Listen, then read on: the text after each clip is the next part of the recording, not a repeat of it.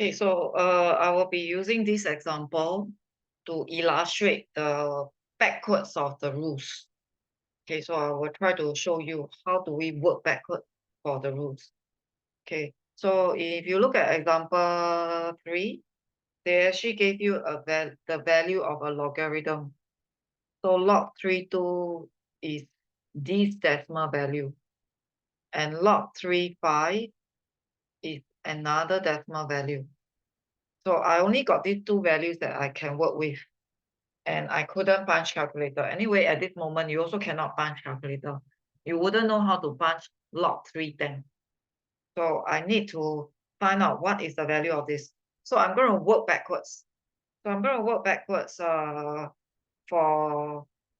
by using rule number 3 or number 4. So now I bring you back to number 3 first. So number 3 says that, right, if this is a product, I can reduce it back to a log plus log. Okay, and if this is a fraction, I can reduce it back to a log minus log. So now I'm going to do the opposite.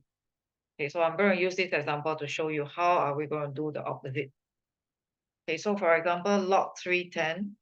So to me, log 310, how is log 310 related to 2 and 5? How is 10 related to 2 and 5? So you think about it, it's very simple, right? It's 2 times 5. So 2 times 5 is a product. So if I apply the backwards of rule number 3, then rule number 3 will tell me I can do it as log 2 plus log 5. And log 2 is 0.6309. Log 5 is 1.465. So I can add them up. Okay, so now I'm using the backwards of rule number 3 to help me do this question. Okay, then subsequently I got a 15. So how is 15 related to 2 or 5? So you think about it. Okay, I think most of you will be thinking, you can only think of 3 times 5. Yes, you are correct. So 15 is equivalent to 3 times 5. And again, I'm going to apply the backwards of rule number 3. So if I apply the backwards of rule number 3, I got log 3 plus log 3 5. Okay, I know what is my log 3 5. That is my 1.465. But what about my log 3 So you look carefully, this looks like your rule number 1. These two are matching. So this part is actually your rule number 1. And rule number 1 says that the whole log becomes the value of 1.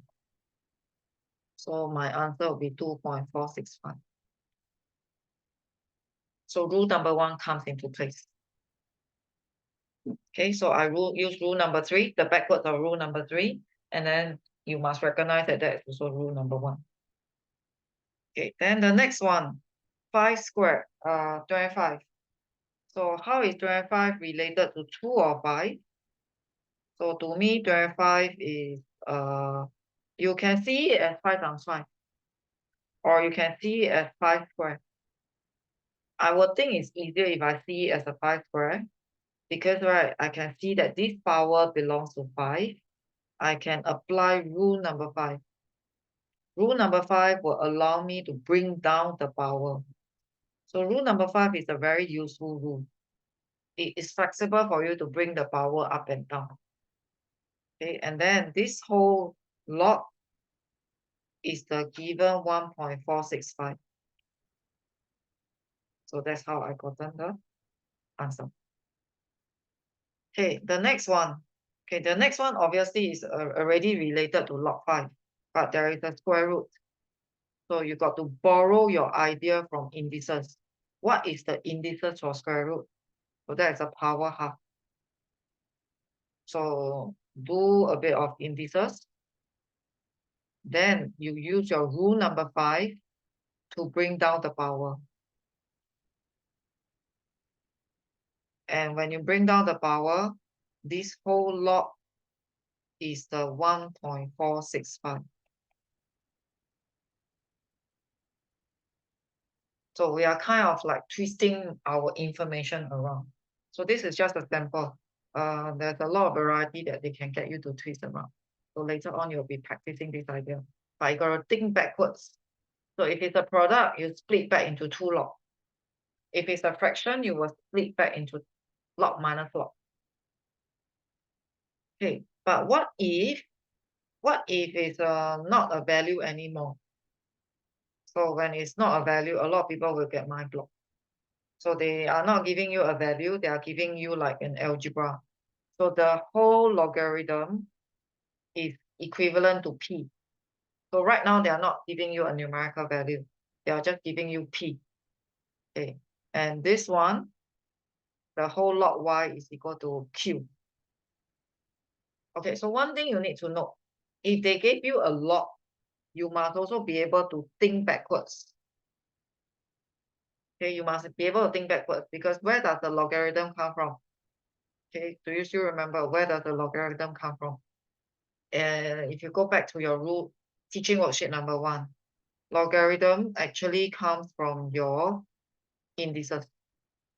So actually, if I have a log, I can also twist it back. So I can also twist it back.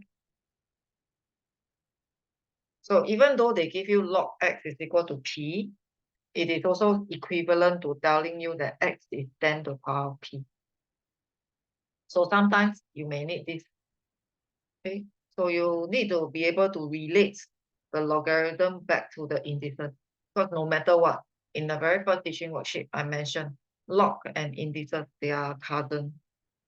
So if a question gave you log, it's also equivalent to they provide you with some indices. So do the same thing.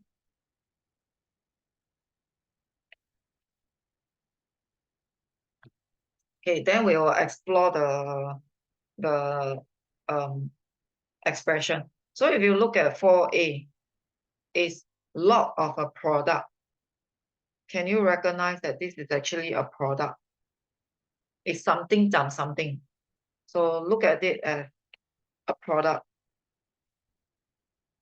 So to make you see as a product, maybe you want to write it as a product like this. So if you see it as a product, okay, then I can use the backwards of rule number 3.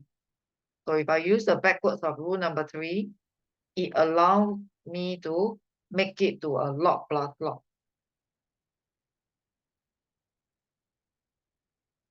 Okay, and while I do this whole thing will be the P that the question gave me.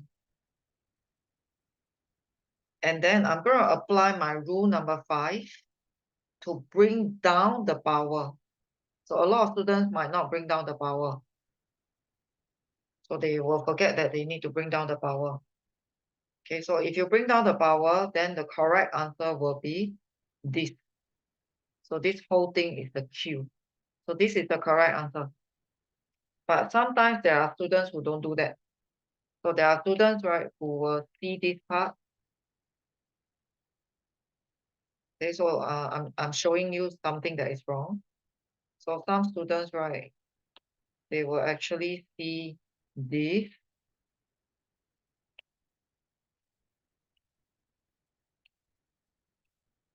as, so some students, right, they will just isolate this and they tell me that this is a Q square. So this one is wrong. You cannot isolate something like this. Okay, so anyway, the power belongs to Y. So you cannot isolate it in this way. Okay, so you need to bring down the power, then you can replace the LGY with Q. So that is a very common mistake that some students will make. So they kind of hang it in the air. Okay, so the next one, 4B. 4B, to me, the first look is that is a fraction. So that is a fraction. So it's telling me that I can work backwards based on rule number 4. So according to rule number 4, I'm going to make it into a subtraction. So I will have a log minus log. So when I do a log minus log, this is already the alphabet Q.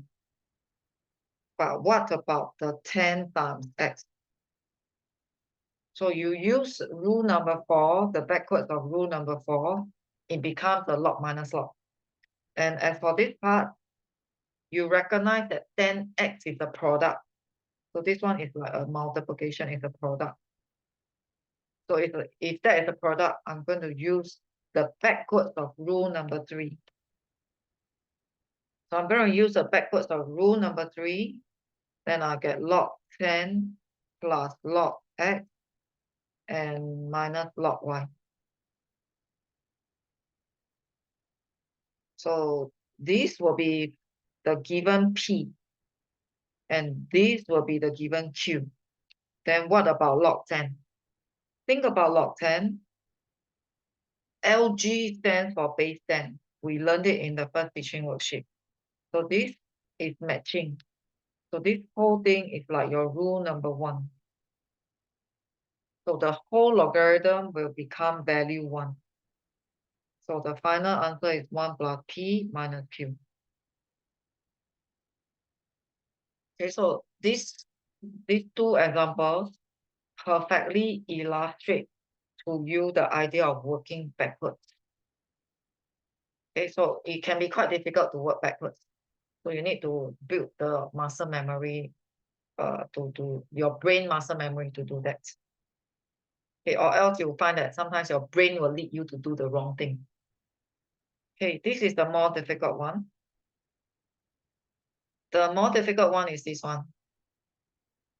Okay, and so in this question, right, in this example, the requirement is to find y in terms of x. If I simplify the instruction, it's very much like making y the subject. It's your Sec 2 subject manipulation. So you're going to be making y the subject. But when it involves logarithm, it's not going to be so direct. So when we want to make y the subject, I don't even want, we will try not to have log in the question. Okay, we got to try to simplify. So how are we going to simplify? So the strategy will be, right, you push all the log to one side. So all the log to, usually I push to the left-hand side. I push to the left-hand side, then after that, I will try to use number 3 or number 4 to reduce the number of log. So I don't want to see so many logarithm around. And after that, so when I reach a stage of 1 log, when I left with single log, then I will change back to indices. So that is a big picture that I'm going to be doing. Okay, so I'm going to push all the log to the left-hand side. Okay, so let me show you the strategy. So if you look at 5A, there is a log on the left side. There is another log on the right side. So I'm just going to bring everything to the left side. So when you bring everything to the left side, you realize that you are looking at a log minus log. That very much looks like your rule number 4. You will be able to use rule number 4, but there is a coefficient that hinder you. So remember, the coefficient must be 1. So if you would like to use rule number 4, but the coefficient is not helping you, you apply your rule number 5 first. So you apply your rule number 5. So here I'm going to apply my rule number 5. So when I apply my rule number 5, I end up having a x cubed. So I'm doing my rule number 5. After I do my rule number 5, I can safely try doing number 4. Because it's a log minus log, the coefficient is 1. So rule number 4 says that it will reduce to a fraction here. So after you reduce it to a fraction, so right now you're only left with 1 log. So you need to change it back to your indices cousin. So LG is base 10. try changing it. So remember the sequence of trying to change it. So if you do the sequence right, it will be 10 to the power of 1. So do you realize unknowingly, right, you kind of reduce the log. Initially, you started off with 2 log. Then your 2 log become 1 log. After that, when you change your indices, you actually get rid of all the logarithm. And the last step is to cross multiply, and you successfully make y the subject. So that's how we make y the subject. Okay, so let me show you the next one. The next one, I'm also going to be using the same strategy. Okay, I got a big logarithm on the left side. I got another logarithm on the right side. That's a minus half log x. So I'm going to bring it over. When I bring it over, I get a plus half lgx. So this one looks like a log plus log. So if it's a log plus log, you will be thinking about rule number 3. But I also got a coefficient that is affecting my rule number 3. So you apply your rule number 5 first. Bring the half to become a power of x. So I'm going to do a rule number 5 first. And when I bring the half up and it becomes a power, that is a square root. So now it becomes okay. It's an okay sign to go ahead with rule number 4 already. Because sorry, rule number 3. Okay, wrong rule. Rule number 3, because it's a log plus log. So the rule is telling you that it becomes a product.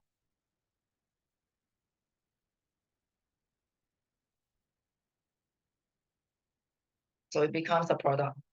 So once I hit a single log, I need to go back to the cousin. So where does the log come from? It comes from the cousin, and look carefully. It's a base 10.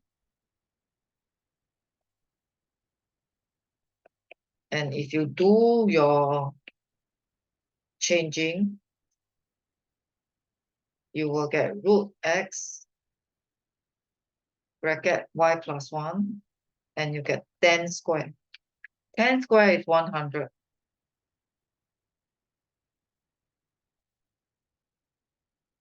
Okay, your job is to make y the subject, bear that in mind. So now you can do a bit like your Sec 2 work. Okay, make y the subject, no more logarithm. I divide the square roots over, then I bring over the minus 1. So I make y the subject. Okay, so look at the strategy. The strategy is you push all the log to one side, and we will use rule number 3 and number 4 to reduce to a single log. So once you get a single log, you go back to the cousin indices. And unknowingly, it will just get rid of all the log, and you will become like making y the subject. Okay, so these are the few ways that they will twist around the rules. They twist around the rule forward and backwards. So you will need to practice the forward and backwards. So it's just these few rules. Get the forward backwards correct. It actually helps you with the solving of a logarithm equation.